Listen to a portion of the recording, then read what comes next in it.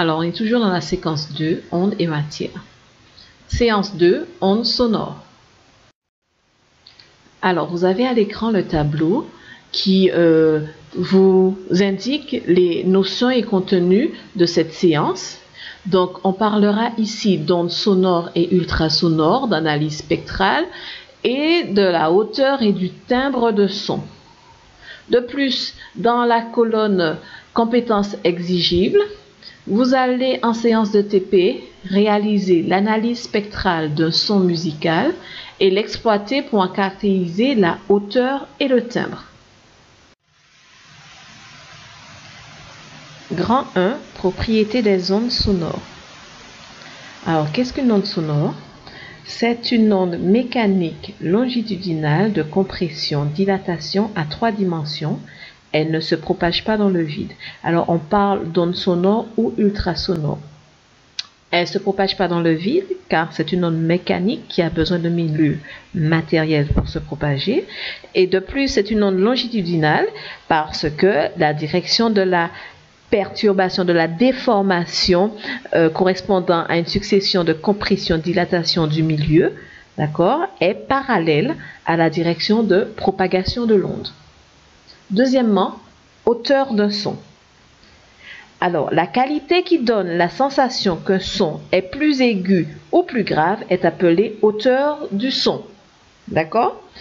La hauteur de son est mesurée par une grandeur physique qui est la fréquence. Un son est d'autant plus grave que sa fréquence est faible. De même, un son est d'autant plus aigu que sa fréquence est élevée. Alors ici, quelque chose que je pratique assez souvent, c'est de faire 2 phrases en une. Alors, un son, la première phrase, un son est grave. Oups, pardon. Alors, un son est grave si sa fréquence est faible. Deuxième phrase, un son est aigu si sa fréquence est élevée. D'accord?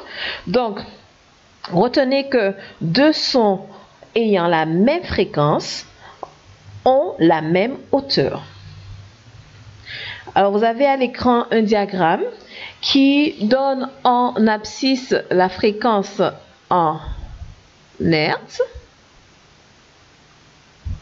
et qui délimite 3 domaines.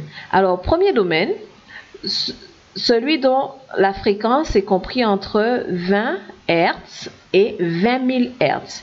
Il s'agit du domaine d'audibilité de l'homme. Ok, et donc vous voyez bien comment varie le son. Plus la fréquence est faible, ok, plus le son est grave, et plus la fréquence est élevée, ici, et plus le son est aigu. Deuxième domaine concerne les fréquences supérieures à 20 000 Hz. Il s'agit des ultrasons, ici, perçus par les chauves-souris, les rats, les souris, les baleines, etc. Et enfin, troisième domaine, concerne les sons appelés les infrasons, pour lesquels la fréquence est inférieure à 20 Hz, ici, sont perçus par les éléphants, entre autres. Donc, on retient que l'oreille humaine perçoit les sons dont les fréquences sont comprises entre 20 Hz et 20 kHz environ. Ces limites dépendent évidemment des individus. Troisièmement, timbre de son. Alors, certaines ondes sonores sont créées par des instruments de musique et sont appelés sons musicaux. D'accord? Donc, vous savez très bien faire la différence entre un do joué par un piano et un do joué par une guitare. Pas besoin d'avoir l'oreille musicale pour cela. Et donc, en fait, cette qualité du son qui permet de distinguer 2 notes de même hauteur jouées par 2 instruments différents est appelée le timbre.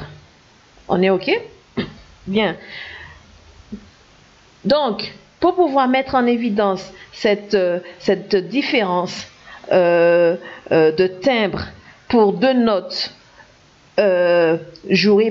pour une note identique jouée par deux instruments différents, on va réaliser l'analyse temporelle des sons. Alors, cette analyse se fait grâce à un récepteur qui est le microphone qui permet d'enregistrer le son.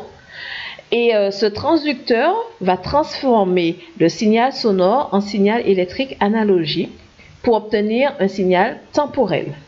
Et ensuite, un logiciel spécialisé permet d'obtenir le spectre en fréquence du son, dont on parlera tout à l'heure.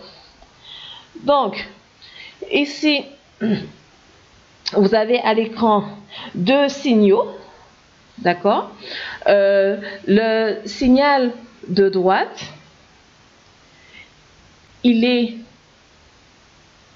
c'est un signal sinusoïdal, d'accord, périodique, donc défini par une période et une fréquence. Tandis que le signal de gauche, il est aussi périodique, d'accord, qui se répète identique à lui-même par intervalle de temps régulier, mais non sinusoïdal. Et donc, vous voyez que pour ces deux signaux, la forme est différente. Et donc, le timbre, vous retenez que le timbre de son dépend de la forme du signal temporel.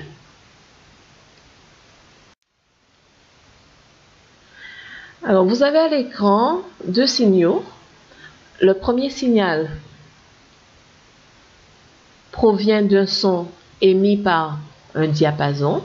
Le deuxième signal d'un son émis par une flûte à bec. Alors, important de dire qu'il s'agit de la même note jouée, c'est-à-dire une note ayant la même hauteur et donc la même fréquence.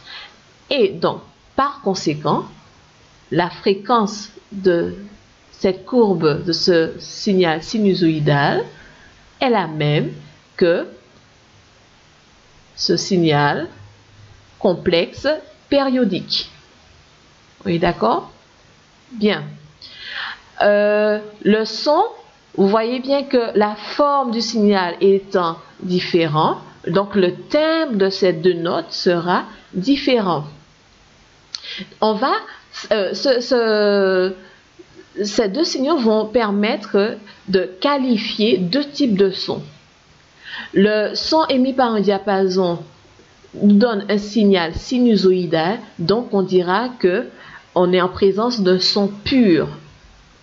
Alors que le son émis par une flûte à bec nous donne un signal complexe, d'accord, non sinusoïdal mais périodique, on dira qu'on est en présence d'un son musical complexe périodique. La fréquence du signal est appelée fréquence fondamentale notée F1 et c'est cette fréquence qui caractérise la hauteur du son issu de l'instrument. Petit b, on va passer à l'analyse spectrale des sons.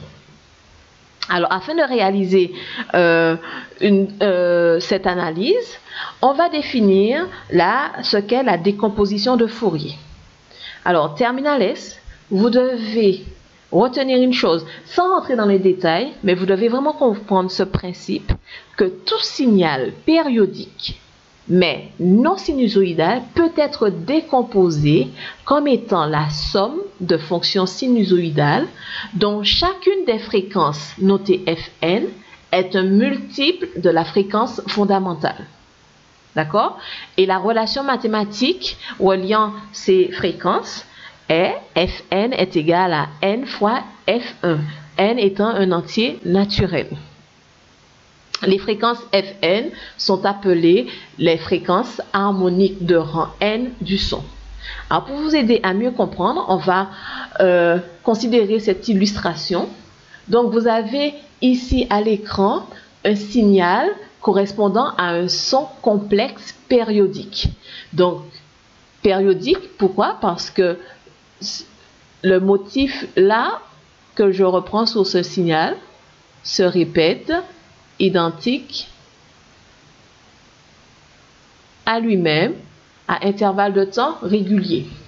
Donc, ce signal étant périodique, on pourra le décomposer comme étant la somme de fonctions sinusoïdales. Donc, on va considérer une première fonction sinusoïdale, alors, dont la fréquence sera notée F0, et la fréquence F0 ici, c'est ça qu'on a appelé tout à l'heure la fréquence fondamentale, mais qu'on a noté F1 ici. Hein? D'accord? Alors, cette fréquence F0 sur cette première fonction sinusoïdale est la même que cette fréquence ici de mon son complexe. On est OK? Donc, ce son musical complexe et périodique est égal à cette fonction sinusoïdale plus cette autre fonction sinusoïdale. Alors, vous voyez ici que la période a diminué. Donc, si la période a diminué, c'est que la fréquence a augmenté. Donc, la fréquence F1 est supérieure à la fréquence F0. D'accord? Et à ces deux fonctions sinusoïdales, on va rajouter une troisième, qui est celle-ci. D'accord? Encore une fois, la fréquence, elle est bien, pardon, la période, elle est bien inférieure. Donc, la fréquence F2 sera supérieure à la fréquence F1. D'accord? Et lorsqu'on superpose ces trois fonctions sinusoïdales, on obtient le son musical complexe et périodique de départ. Donc, voici le principe de la décomposition de Fourier. Alors, maintenant, on va chercher à obtenir ce qu'on appelle le spectre en fréquence, qui est l'image de l'amplitude relative des fréquences dans le son, et ceci va être réalisé grâce à un logiciel d'analyse spectrale. D'accord? Alors, mon image n'est pas apparue. Oh là là. Voilà. Donc, désolé, l'image n'est pas apparue au bon moment, mais on continue tout de même. Alors, ici, vous avez le spectre en fréquence du diapason. Alors, le diapason, souvenez-vous, émet un son qu'on a qualifié de pur, un son pur. Donc, le signal correspondant, d'accord, est une sinusoïde qui est définie par une seule fréquence. Et c'est la raison pour laquelle, ici, sur le spectre en fréquence, on n'obtiendra qu'un seul pic. D'accord? Tandis que contrairement à tout à l'heure, ce n'est pas la flûte à bec, mais ici la guitare. Mais en tout cas, il s'agit toujours de la même note, hein, c'est le La3. OK? Alors, tandis qu'ici, on a un spectre en fréquence où il apparaît... Pardon, on a un spectre en fréquence où il apparaît plusieurs pics. Un premier, un deuxième, troisième, 4 pics. D'accord? Et ces pics ont des amplitudes différentes. Alors, le premier pic, généralement, je dis bien généralement, parce que ce n'est pas toujours le cas, correspond à la fréquence fondamentale du son. C'est-à-dire, c'est cette fréquence qui sera à l'origine de la hauteur du son. Alors, la fréquence fondamentale est de 440 Hz.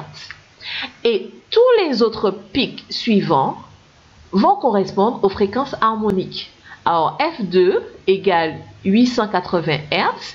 Alors, 880 Hz, c'est quoi? C'est la fréquence harmonique de rang 2, telle que F2 égale 2 fois F1. F3, c'est la fréquence harmonique de rang 3. F3 est telle que c'est égal à... La fréquence F3 est telle que... Oh là... On a ici 3 fois F1. Et enfin, la fréquence harmonique de rang 4, on peut l'écrire F4 égale 4 fois F1. D'accord? Donc, retenez que le spectre d'un son pur ne présente qu'un seul pic, mais celui d'un son complexe, plusieurs. Et donc on finit en disant que sur le spectre en fréquence, le timbre de son dépend de la présence ou non et de l'importance des différents intensité et niveau sonore. On introduit dans ce paragraphe deux nouvelles grandeurs caractérisant un son. Alors, qu'appelle-t-on intensité sonore I? C'est la puissance de vibration sonore reçue par unité de surface. Alors, la puissance, rappelez-vous, s'exprime en watts, la surface en mètres carrés. Donc, l'intensité sonore va s'exprimer en watts par mètre carré. Alors, on va définir deux grandeurs seuil. Alors, première grandeur, le seuil d'audibilité humaine correspond à une intensité de l'ordre de 10 puissance moins 12 watts par mètre carré. D'accord? Donc, c'est la limite à partir de laquelle un son est perçu. Et c'est une valeur, bien évidemment, qui dépend des individus. Deuxième grandeur, le seuil de douleur, qui correspond à une intensité de 1 watt par mètre carré. Alors, considérant que vous soyez dans une salle où il y a une trompette, un trompettiste, d'accord, qui joue et donc un son est émis. Supposons qu'il y ait deux trompettes qui jouent ensemble, d'accord, l'intensité sonore au niveau de l'oreille sera 2 fois plus grande. Par contre, le son ne vous paraîtra pas 2 fois plus fort. Donc, la perception en fait de l'oreille n'est donc pas linéaire. Donc, pour que la sensibilité de l'oreille, s'accorde mieux à la réalité, on va non pas utiliser une échelle linéaire, mais plutôt une échelle logarithmique et introduire la notion de niveau sonore L, de l'anglais level, qui s'exprime en décibels et se mesure à l'aide d'un sonomètre. Alors, qu'appelle-t-on échelle logarithmique? Eh bien, c'est une échelle pour laquelle le changement de graduation correspond à une augmentation de 10. C'est-à-dire qu'on multiplie par 10 à chacune des graduations. Donc, la relation mathématique entre L, le niveau sonore, et I, l'intensité sonore, est celle-ci. L égale 10 fois log décimal de I divisé par I0. Alors, je rappelle que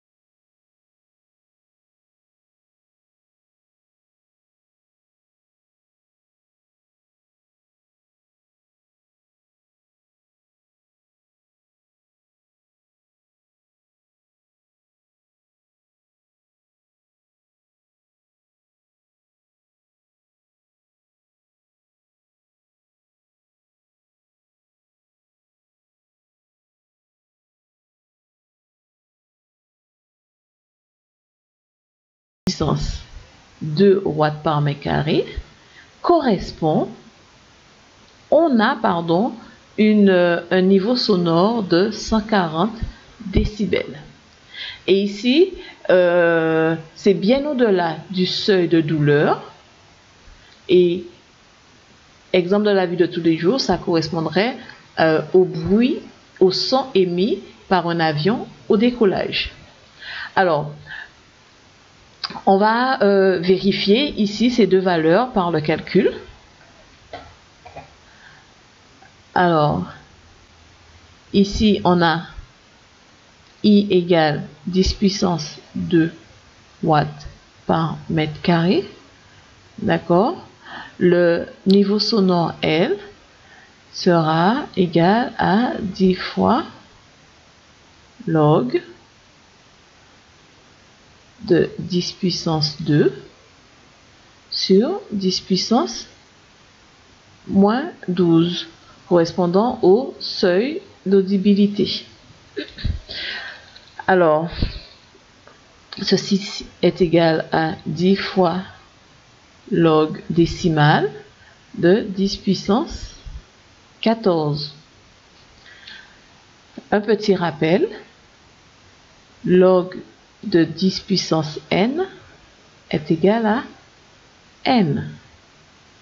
Donc, on garde cela à l'esprit. L'expression de L devient donc 10 fois 14 égale 140 décibels. Et ça correspond bien à ceci ici. Alors, regardez. L'intensité, on avait dit que c'était une échelle logarithmique qu'on utiliserait. Donc, vous voyez bien que on a du 10-12.